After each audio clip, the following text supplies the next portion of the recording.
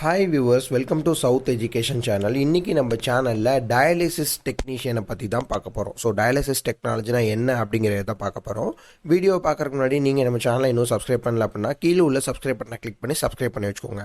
BSc dialysis technology பண்ணணும் அப்படின்னா நீங்கள் 12th கண்டிப்பாக சயின்ஸ் குரூப் எடுத்து படிச்சிருந்துருக்கணும். அந்த டிபார்ட்மெண்ட் பண்ணால் தான் இந்த பிஎஸ்சி டயாலிசிஸ் டெக்னாலஜி உங்களால் பண்ண முடியும்.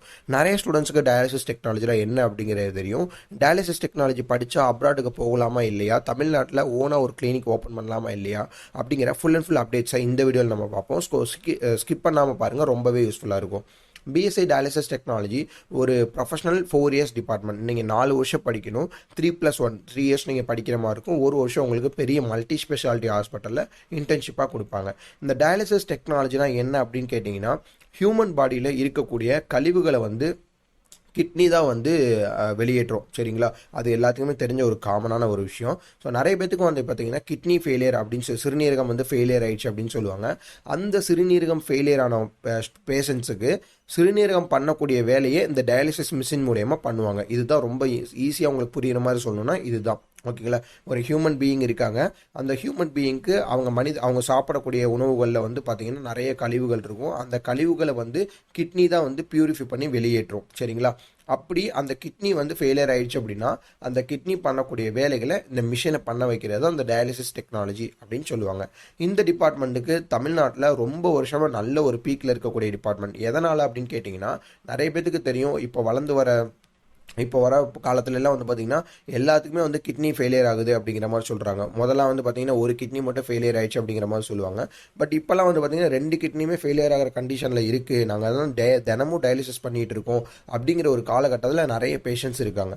டயாலிசிஸ் பார்த்தீங்கன்னா நிறைய அமௌண்ட் வாங்கி பண்ணக்கூடிய ஒரு ட்ரீட்மெண்ட். ஏன் அப்படின்னா, ஒரு ஹியூமன் ஆர்கன் செய்யக்கூடிய ஒரு விஷயத்த ஒரு மிஷின் பண்ணுறனால அதிகமாக இந்த டிபார்ட்மெண்ட்டுக்கு உங்களுக்கு அமௌண்ட் வாங்குறாங்க. ஃபார் எக்ஸாம்பிளாக நீங்கள் எந்தளவு பாதிக்கப்பட்டிருக்கீங்களோ அதை பொறுத்து உங்களுக்கு ட்ரீட்மெண்ட் கொடுக்கறனால அதுக்கேற்ற மாதிரி உங்களுக்கு அமௌண்ட் சார்ஜ் பண்ணுவாங்க. சில பேஷண்ட்ஸ்க்கு பார்த்தீங்கன்னா ரெகுலராக பண்ணக்கூடிய பேஷண்ட்ஸ்லாம் இருக்காங்க. டயாலிசிஸ் ரெகுலராக பண்ணக்கூடிய பேஷண்ட்ஸும் இருக்காங்க. ஒரு சில பேஷண்ட்ஸ் வீக்லி ஒன்ஸ் பண்ணக்கூடிய பேஷண்ட்ஸும் இருக்காங்க. ஸோ அவங்க எந்தளவு பாதிக்கப்பட்டிருக்காங்களோ அதுக்கேற்ற மாதிரி உங்களுக்கு ட்ரீட்மெண்ட் கொடுப்பாங்க. இந்த டயாலிசிஸ் டிபார்ட்மெண்ட் நீங்கள் பண்ணீங்க அப்படின்னா உங்களால் பெரிய பெரிய மல்டி ஸ்பெஷாலிட்டி ஹாஸ்பிட்டலில் டயாலிசிஸ் டீமில் உங்களால் ஒர்க் பண்ணிக்க முடியும். அதாவது சிறுநீரகம் டிபார்ட்மெண்ட்ஸ் கூட சம்மந்தப்பட்ட டீமில் உங்களால் ஒர்க் பண்ண முடியும். அது நெஃப்ராலஜிஸ்ட் அப்படின்னு சொல்லுவாங்க. அவங்களோட நீங்கள் தாராளமாக ஒர்க் பண்ணிக்க முடியும். சரிங்களா, இந்த சிறுநீரகம் சம்மந்தப்பட்ட எந்த ஒரு ப்ராப்ளமாக இருந்தாலும் நீங்கள் அவங்களுக்கு ட்ரீட்மெண்ட் கொடுக்க முடியும். டாக்டர் என்ன சொல்கிறாங்களோ அதுக்கேட்ட அசிஸ்டண்ட்டாக இருந்து உங்களால் பண்ணிக்க முடியும். மெயினாக டயாலிசிஸ் உங்களால் பண்ண முடியும். ஸோ டாக்டர்ஸ் பண்ண மாட்டாங்க. இவங்களுக்கு என்ன லெவலில் கொடுக்கணும் அப்படிங்கிறத சொல்லுவாங்க. நீங்கள் தான் அந்த பேஷண்ட்ஸ்க்கு டயாலிசிஸ் ரெகுலராக பண்ணுற மாதிரி இருக்கும். இந்த டிபார்ட்மெண்ட் நீங்கள் பண்ணீங்க அப்படின்னா ஓனாக உங்களால் ஒரு கிளினிக் வச்சுக்க முடியும் அப்படிங்கிறது ஒரு 90% உண்மை தான். பட் என்ன தான் டயாலிசிஸ் கிளினிக் நம்ம ஓப்பன் பண்ணாலும் ஒரு நெஃப்ராலஜிஸ்ட் கைடன்ஸ் இல்லாமல் நம்மளால் ஓப்பன் பண்ண முடியாது. ஏன் அப்படின்னா, நம்மளுக்கு டயாலிசிஸ் மிஷினை ஆப்ரேட் பண்ண தெரியும். பட் ஒரு பேஷண்ட்டுக்கு எந்த லெவலில் டயாலிசிஸ் கொடுக்கணும் அப்படிங்கிறது டாக்டரேட்க்கு மட்டும்தான் தெரியும், நம்மளுக்கு தெரியாது. அது எவ்வளோ வருஷம் எக்ஸ்பீரியன்ஸாக இருந்தாலும் டாக்டரேட் முடிச்சவங்களுக்கு மட்டும்தான் அது தெரியும். நெஃப்ராலஜிஸ்ட் அப்படிங்கிறவங்க எம்பிபிஎஸ் முடிச்சு நெக்ஸ்ட் எம்டி நெஃப்ராலஜிஸ்ட் பண்ணியிருப்பாங்க.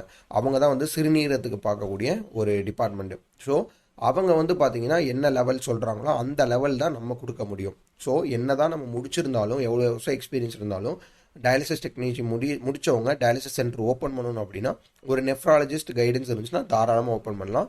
நெஃப்ராலஜிஸ்ட் வச்சுருந்தோம் அப்படின்னா நம்ம ஓப்பன் பண்ணி நிறையவே சம்பாதிக்கலாம். ஏன் அப்படின்னா, இதுக்கு எந்த ஒரு ஹாஸ்பிட்டல்ஸ் டைப்ஸ் வேணும் அப்படிங்கிற அவசியம்லாம் கிடையாது. நீங்கள் டயாலிசிஸ் சென்டர் ஓப்பன் பண்ணீங்க அப்படின்னா சிறுநீரகம் பாதிக்கப்பட்ட பேஷண்ட்ஸை நீங்கள் டார்கெட் பண்ணாலே போதும், நல்லா சம்பாதிக்கக்கூடிய ஒரு டிபார்ட்மெண்ட் தான்.